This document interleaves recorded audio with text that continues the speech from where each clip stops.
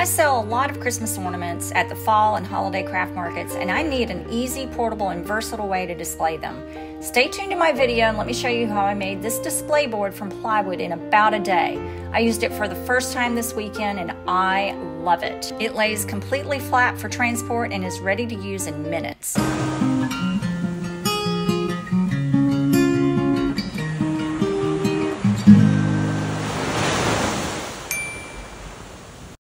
I had two pieces of scrap plywood that were about the same size, and I knew I wanted my display board to be kind of big.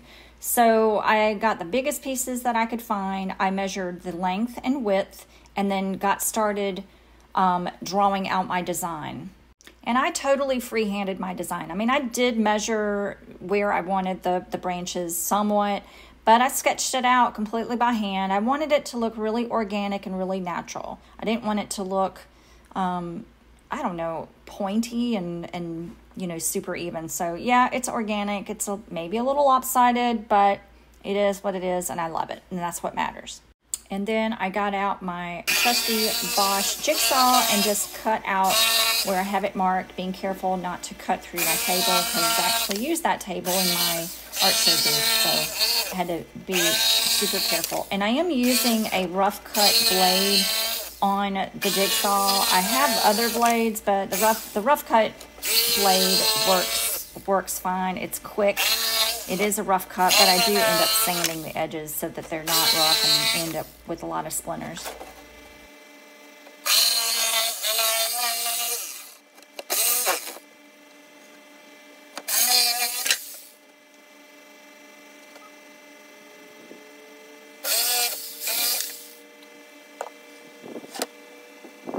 And then once the first piece is cut, I just take my second piece, lay the first piece out on top, and then just trace out the, you know, the pattern on that second piece, making sure that everything is really level.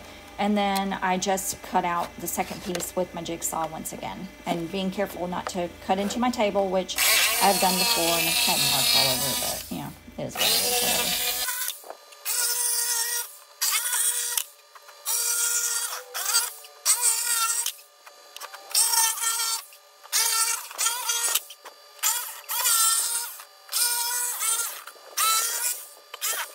So now I have two pieces that are pretty perfectly the same size. I have a bin that I put all different little pieces of hardware from different projects that I'm working on. So if I'm taking a piece apart and there's a knob or a screw or a handle or even a hinge, I put it in this bin, and I knew I wanted the two pieces of this Christmas tree to hinge in the middle. So I did find some hinges, and they didn't all match, but that's okay because no one's going to see them. And that's what I used. I didn't have to go to the hardware store and buy any kind of hinges at all. So I'm just attaching with screws along the spine of my Christmas tree and attached everything together. Now it's very important that that everything is even. So when you put the two pieces together like this on the table, just make sure the bottoms are even. That way it folds correctly and you don't have a bunch of big gaps. I did have to fix that so that it was laying flat, but there you go. That's all it is. You can use a piano hinge, you can use any kind of hinge system, but I wasn't going to go out and buy anything because I knew I had it in my hoard stash. The next step was giving it a good coat of paint with a foam roller, and I'm using some random house paint that I had in my stash because I hoard paint also. Let the top dry, and then I flipped it over, and it gave the back side a good coat of paint. And I'm trying to beat the rain also. Once the paint was dry the next day, I just took my rotary sander and sanded the burrs off of the edges. And I could have sanded before I painted, but I kind of wanted to sand the edges and, you know, distress the paint a little bit. And I just really like how that looks. Now to hang my ornaments, I want to use 1/2-inch wooden dowels, and so I'm just measuring where I want the holes to be. And I do want it to be kind of random, but I also want them to be in a level line.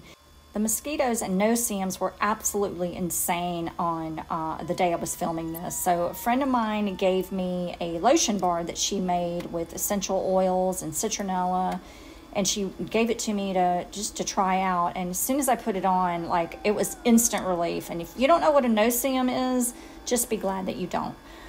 So I'm marking the lines all the way across the board so that when I drill the holes for the dowels, they are in a straight line. And so I'm just taking my spade bit and drilling the holes. I did have to round out the holes just a little bit so that the dowels wouldn't be so tight, but I did end up having to use a hammer at my show to get the dowels in there. But, you know, once I did that, it worked fine. I ended up cutting the dowels 10 inches long, which you'll see later on that it was the perfect length. And then I took my belt sander and just smoothed out the ends of the dowels so that they're nice and round and not so chippy. And that worked out perfect. I should have shot a video as soon as I set this up at my art show, because this is what it looks like after a few hours of people looking through the ornaments, which is a good thing, but I did keep it cleaned up, just not before I shot this video. But anyway, I'm really happy with the pegs. The pegs were nice and even. It works out really well.